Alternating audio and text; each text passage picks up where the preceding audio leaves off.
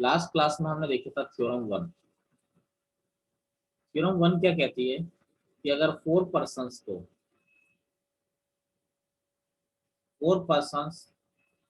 अगर लाइन में अरेंज करना है, फोर पर्सन्स को लाइन में अरेंज करना है, तो इसके तरीके क्या होते हैं बेटा? Four factorial. ठीक है, या अपना पुराना बेसिक एग्जांपल लें, जैसे ए बी सी है, सभी को लेकर arrangement in line by taking all. तो कैसे करते थे हम? पहला A B C B C A, B A C A C B A. तो इसको हमने डायरेक्ट लिखना सीखा था कि टोटल अरेंजमेंट कितने हो रहे थे? 3 फैक्टोरियल। 3 लेटर हैं, तो 3 लेटर को आप एक लाइन में कैसे अरेंज कर सकते हो? 3 फैक्टोरियल यानी 6।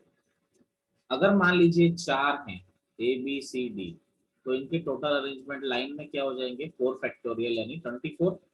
इसी चीज को हमने डायरेक्टली मल्टीप्लिकेशन थ्योरम में ये सीखा था कि 3 लेटर्स को अगर एक लाइन में अरेंज करना है तो 3 2 1 यानी 6 तरीके से आप अरेंज कर पा रहे हो। 4 लेटर्स है, इसको लाइन में अरेंज करने के तरीके एन फैक्टोरियल सिखाए थे सभी को लेकर। और वैसे अगर आप करो तो 4 चेयर खाली है, एक आके बैठ जाएगा 4 तरीके से। फिर कोई एक बैठ गया तो अगली चेयर के लिए कितने ऑप्शन है आपके पास? 3 ऑप्शन। फिर कोई एक और बैठ गया तो अगली चेयर के लिए आपके पास 2 ऑप्शन है। फिर कोई एक और बैठ गया तो लास्ट चेयर के लिए आपके पास 1 ऑप्शन है। तो टोटल कितने हो गए आपके पास? 24 मेथड्स हो गए यहाँ पर। इस तरीके से ये आपकी थ्योरम वन बताती थी। ठीक है, अब जरा ध्यान दीजिए, थ्योरम टू क्या बताती थी? थ्योरम टू बताती थी आपकी कि अगर ए बी सी है, by taking two, theorem two NPR थी। NPR means n factorial upon n minus r factorial. तो बाय टेकिंग टू यानी ए बी सी है, इनमें से बाय टेकिंग टू आपको अरेंजमेंट बनाने। तो देखिए हम क्या करते थे, पहले ए बी ले लिया, बी सी ले लिया, सी ए ले लिया। फिर ए बी का अरेंजमेंट क्या हो जाएगा? बी ए बी सी का अरेंजमेंट, सी बी ए सी का, सी ए का अरेंजमेंट ए सी। तो यहाँ पर भी अगर हम देखते थे तो जो टोटल अरेंजमेंट होते थे हमारे, कितने होते थे टोटल अरेंजमेंट हमारे? 6 हमारे टोटल अरेंजमेंट हो जाते थे। इसी को हमने करना सीखा था। अगर मैं बॉक्स के तरीके से करूँ तो भाई केवल आपको 2 ही चेयर खाली है, 2 चेयर खाली है और कितने लोग एलिजिबल हैं? 3 लोग एलिजिबल है। तो भैया कितने? 2 चेयर खाली है तो पहली चेयर के लिए कितने ऑप्शन है आपके पास? 3 ऑप्शन। अब कोई एक आके बैठ चुका है तो दूसरी चेयर के लिए कितने लोग खड़े हैं? अब आपके पास 2 लोग खड़े हैं। क्या हो जाएगा? 3 इंटू 2, आपके पास क्या हो जाएंगे? 6 मेथड्स हो जाएंगे। या इसी को फॉर्मूला आपने सीखा था, एन टोटल 3 लोग हैं और 2 को लेकर अरेंज करना है, तो इसका क्या तरीका होगा? 3p2। तो 3 फैक्टोरियल अपॉन 3 माइनस 2 फैक्टोरियल, तो 3 फैक्टोरियल, तो 3 फैक्टोरियल आपका क्या हो गया? 6। अरे कुछ याद आ रहा है? यही पढ़ाया था कल। अगर यस मान सर। लीजिए 4 लोग हैं, आपको 3 को लेकर अरेंज करना है बाय टेकिंग 3। ठीक है, तो बाय टेकिंग 3 को लेकर अरेंज करना है।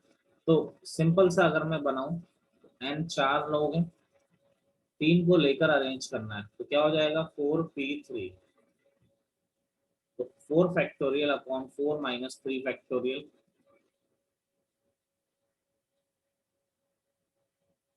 यानी कि 4 फैक्टोरियल अपॉन 1 फैक्टोरियल, यानी कि 4 फैक्टोरियल यानी 24 हो गया। इसी का एक और तरीका क्या होता था बच्चे, कि पहली चेयर के लिए 4 ऑप्शन है, दूसरी चेयर के लिए 3 ऑप्शन, फिर 2 ऑप्शन, तो 4 इंटू 3 इंटू 2, इससे भी 24 ही आता था। या फिर अगर आप पूरा बनाए खोल के, भाई आप क्या करते थे? देखो अब आप समझिएगा, 4 में से 3 को लेकर, तो इसमें क्या किया आपने? पहले 3 को लिया ना, यानी पहला तो क्या ले लिया? ए बी सी, और क्या ले लिया? बी सी डी, और क्या ले लिया? ए सी डी, और क्या ले सकते हो? एक और ले सकते हो आप डिफरेंट, बोलो। हाँ, ए बी सी हो गया, डी सी ए भी हो गया, सी डी ए, समझ रहे हो? नहीं, सी डी ए भी हो गया। एक और कोई बच रहा है हमारा, कौन सा बच रहा है? A B C, D C D, C D A, और हाँ ए बी डी बच रहा है। ठीक है, क्लियर है सबको? अरे सो रहे हो क्या सारे सुबह सुबह? No sir. चलिए, नो तो देखो चार हैं, चार में से तीन को, चार हैं, चार में से तीन को लेना था तो पहले तीन को ले लिया। मेरी बात पे ध्यान दीजिएगा, जो मैं वर्ड्स बोल रहा हूँ बड़े इंपॉर्टेंट वर्ड हैं।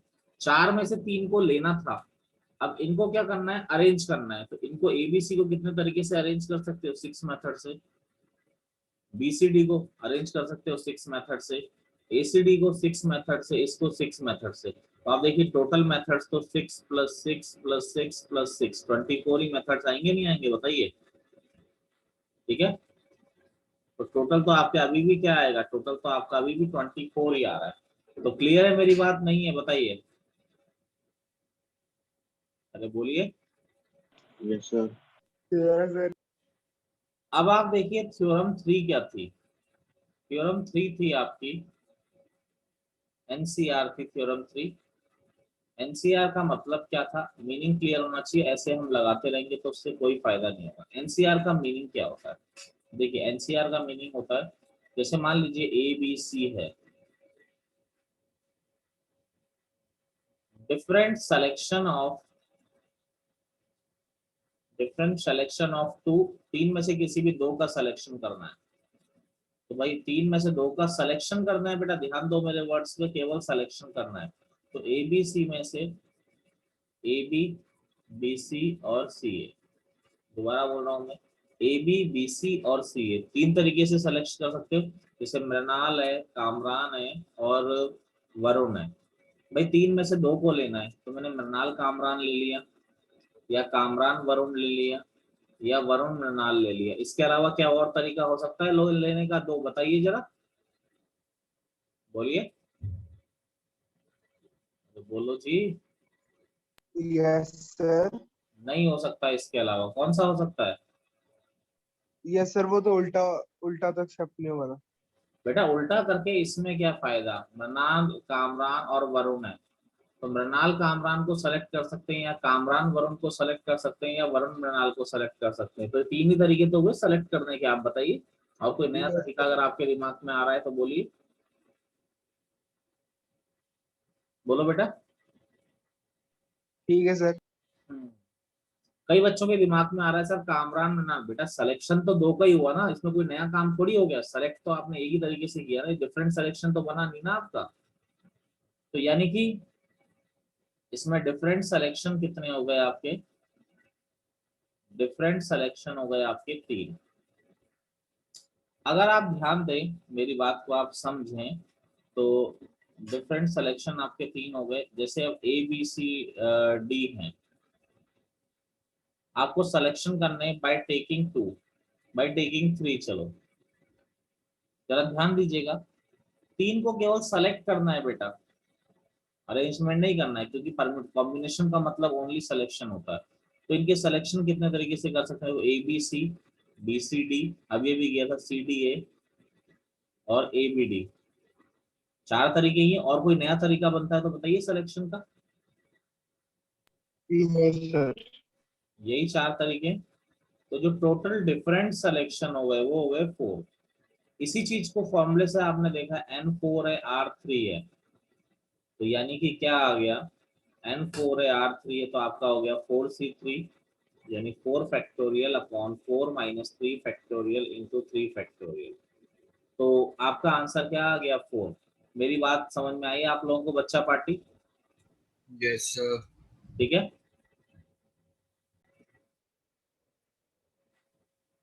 देखिए meaning of NPR, meaning of NPR N factorial, सबकी मीनिंग बता देता हूँ। एन फैक्टोरियल यानी ये क्या है, इसका मीनिंग है arrangement of n distinct things arrangement of n distinct things in line. ठीक है, एनपीआर का मतलब क्या होता है? Arrangement of r distinct things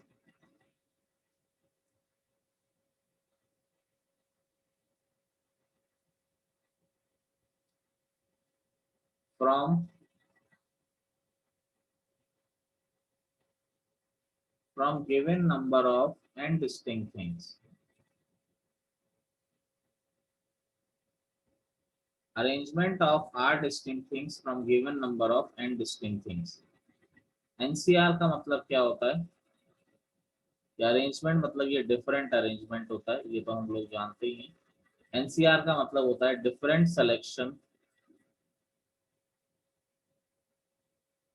selection of r distinct things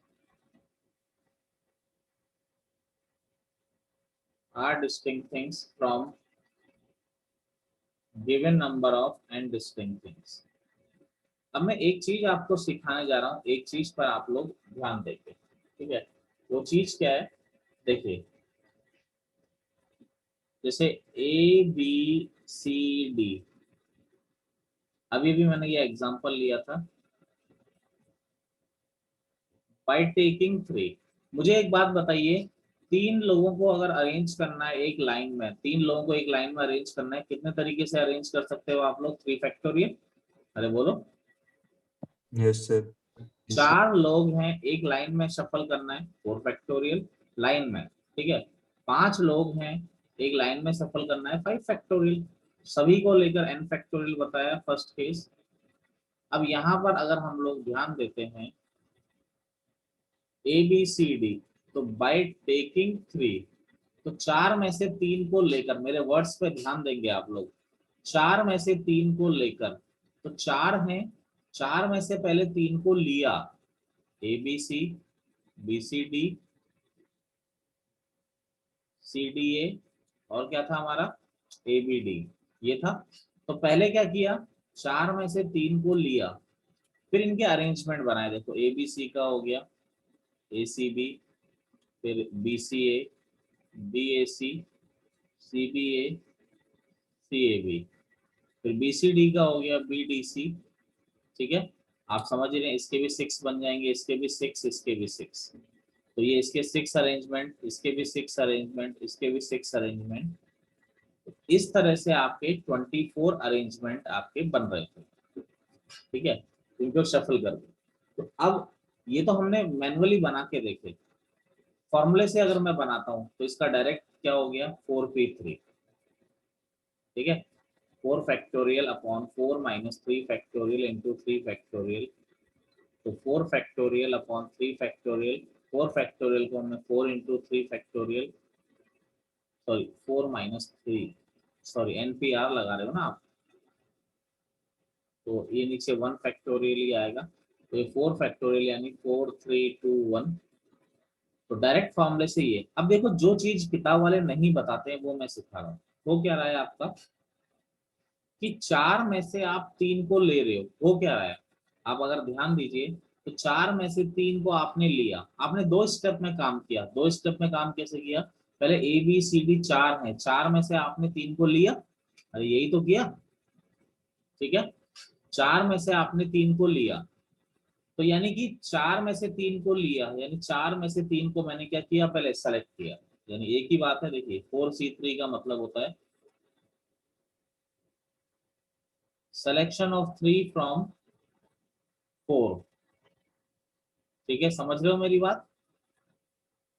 आपने क्या किया? 4 में से, दोबारा वर्ड्स पे ध्यान दीजिएगा मेरे, नॉर्मली जनता 4p3 लिखती है, मैं आप चाहता हूं एक तरीके से और आप सीखें। भाई आपने 4 में से 3 को पहले लिया, फिर उन 3 को क्या किया? शफल ही तो किया ना आपस में। और 3 को कैसे शफल करते हो आप लोग? अरे अरेंजमेंट ऑफ 3 लेटर्स, एक ही तो बात है।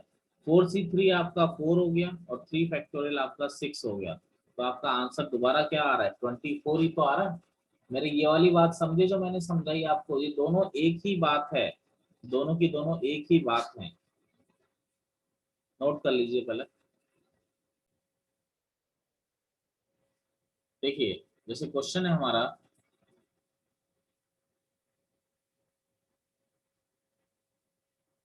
from three letters word, from three letter word,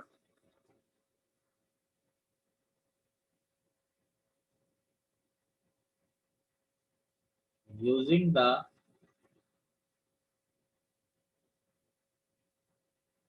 letters of the word daughter।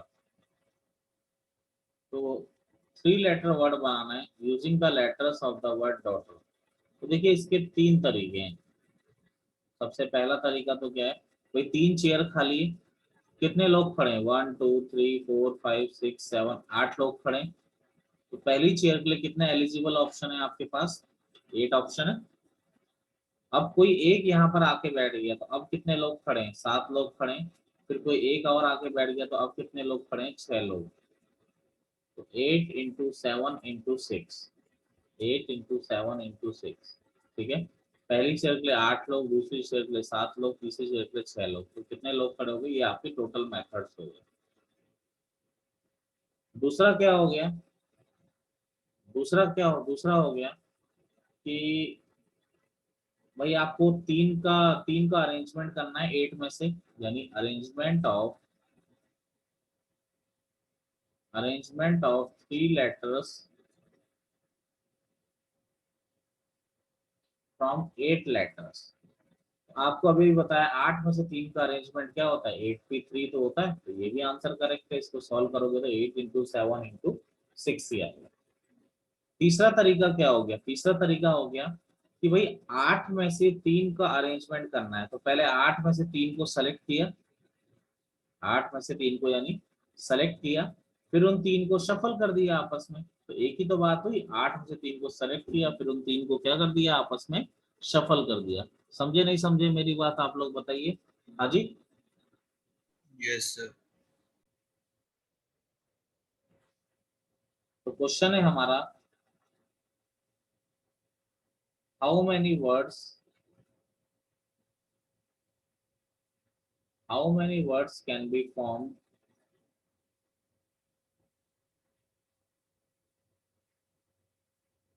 using the letters of the word miracle। देखो इसको अगर मैं करूं तो पहला तरीका हुआ क्या करने का, भाई आपको सभी को यूज करके करना है क्योंकि कुछ बोला नहीं है। तो टोटल 7 लेटर्स है, 1 2 3 4 5 6 7। तो भाई पहली चेयर के लिए कितने लोग एलिजिबल है, 7 में से कोई भी आ जाए, कोई एक बैठ गया तो फिर 5, फिर 4, फिर 3, फिर 2, फिर 1। तो 7 × 6 × 5 × 4 × 3 × 2 × 1, 7 फैक्टोरियल यही होता है। सेकंड सेकंड क्या है, टोटल 7 लोग खड़े, 7 लोगों को एक लाइन में कितने तरीके से अरेंज कर सकते हैं, यानी अरेंजमेंट ऑफ 7 लेटर्स। डायरेक्ट ही बताया था मैंने क्या होता है, n लेटर्स का क्या होता है, n फैक्टोरियल। तो डायरेक्टली क्या हो जाएगा, 7 फैक्टोरियल। दूसरा मेथड जो इसका मैंने बताया था वो ये बताया था, ठीक है। तीसरा मेथड क्या है, तीसरा मेथड तो इसमें खैर कॉम्बिनेशन तो एक ही है, उसमें तो कोई दिक्कत ही नहीं है। क्लियर है मेरी बात आपको। Yes, sir. Yes, sir. Copy कर लीजिए इसको। इसी क्वेश्चन में मैं थोड़ा सा चेंज कर रहा हूँ। चेंज क्या कर रहा हूँ कि how many words can be form using the letters of the miracle if